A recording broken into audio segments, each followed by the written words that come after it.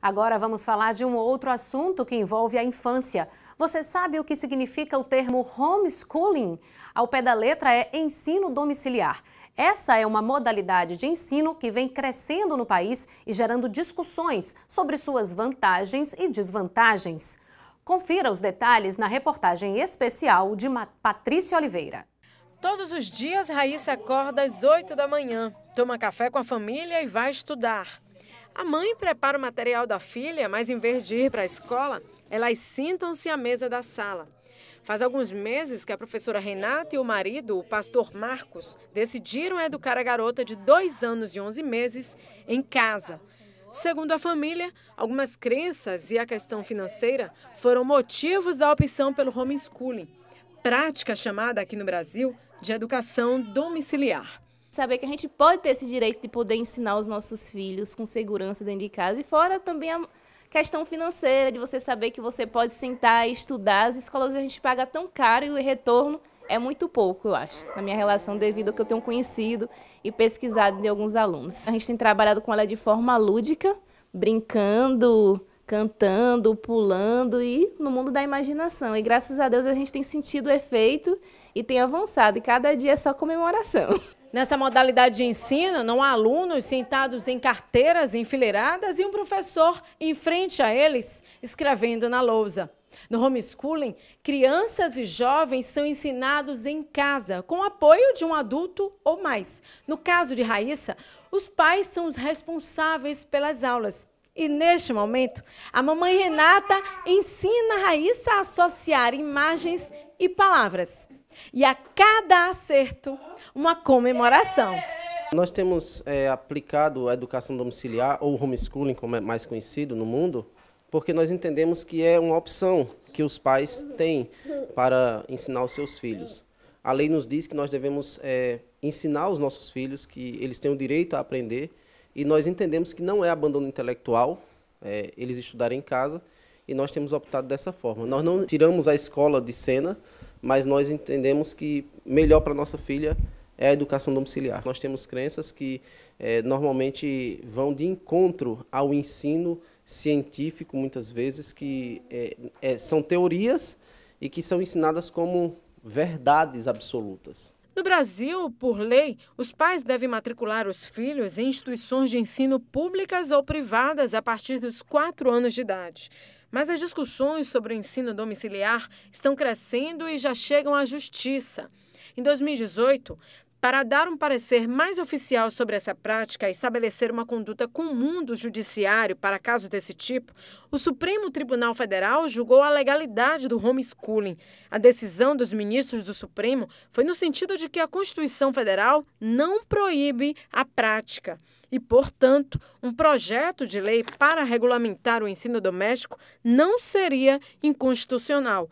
Mas os ministros entendem que, como essa regulamentação ainda não existe no Brasil, a prática do homeschooling é considerada, sim, ilegal. Agora, juízes de todo o país precisam seguir esse parecer, estando impedidos de conceder autorização para famílias educarem em casa.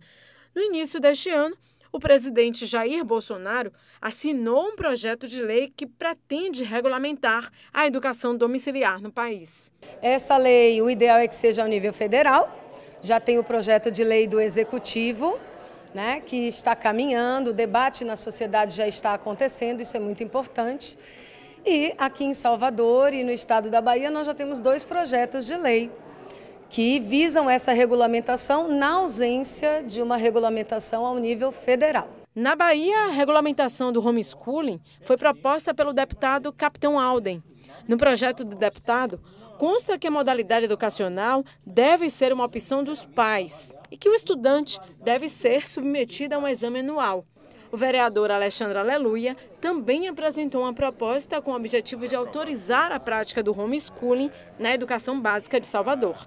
Na prática, esse projeto ele visa regulamentar, tendo em vista que o Brasil não possui uma legislação específica. O próprio STF definiu que todos os estados estão autorizados a permitir os seus pais e adultos que tenham filhos, querendo inseri-los nesse processo do homeschooling, que o faça, mas é preciso que o Estado, cada Estado, cria uma lei específica, regulamentando, disciplinando os mecanismos, os procedimentos, carga horária, vai ficar muito dependendo do tipo do tutor, do tipo de assunto, a forma como vai ser tratado. O que a gente está fazendo a gente está abraçando a realidade. Então, se você só pensa em mudar tudo na base da caneta, você não vai conseguir e vai ser um péssimo parlamentar. Eu prefiro enxergar o que acontece, abraçar as pessoas e resguardar os seus direitos. Isso já acontece, está aí, é a realidade e vamos proteger. Há 62 anos, o norte-americano Bruce Nichols veio para o Brasil com os pais, que o educaram nos moldes do homeschooling. O missionário perpetuou a prática junto com a esposa Eliana para os 10 filhos do casal. Meus pais me trouxeram ao Ceará e eles então me educaram até a 8ª série em casa. Eles fizeram isto com os 6 filhos que tinham. E eu então pedi a Deus que Deus me desse uma esposa que estivesse capacitada para ensinar os nossos filhos. E Deus me abençoou com a Eliana. Juntos nós decidimos educar os nossos 10 em casa. É uma disciplina. Tem que levantar de manhã e dar de comer. Esse foi o meu propósito. Ensinar eles como ler para que eles pudessem estudar por eles mesmos, porque eu não ia dar conta de todas as séries e todas as aulas. O médico neurologista Érico Carvalho defende a opção de educar os filhos em casa como um estilo de vida. Segundo ele, a prática do homeschooling oferece a vantagem de trabalhar a criança de forma individual. Cada criança tem um tipo de percepção sensorial para o aprendizado. Tem crianças que vão aprender mais com o aspecto visual. Tem crianças que vão aprender mais com o aspecto auditivo.